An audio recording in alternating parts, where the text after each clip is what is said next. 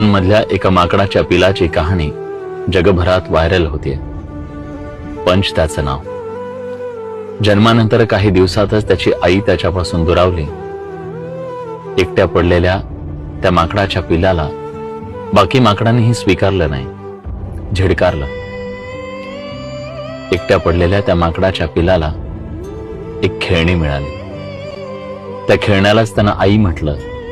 त्या खेळण्यातच त्यानं भाऊ आणि मित्र शोधला.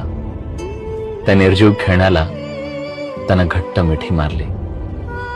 त्याच्या एकटेपणाची ही कहाणी आपल्याला सगळ्यांना एक गोष्ट सांगतेय, ते म्हणजे तुमच्याकडे कितीही पैसा असू द्या, कुठलीही गाडी असू द्या, कितीही फ्लॅट असू द्या, पण जर तुमच्याकडे तुमचा हक्काचा माणूस, त्याचं प्रेम आणि आधार नसेल तर हे सगळं झूट आहे. त्यामुळे आपल्यावर प्रेम करणाऱ्या माणसाची आपण कदर केली पाहिजे.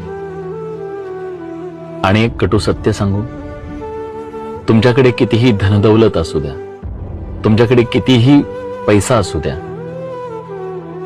पण एक असा शब्द आहे ज्याची उणीव कधीच भरून निघू शकत नाही, कुठल्याही बाजारात ती मिळू शकत नाही. ती म्हणजे आई.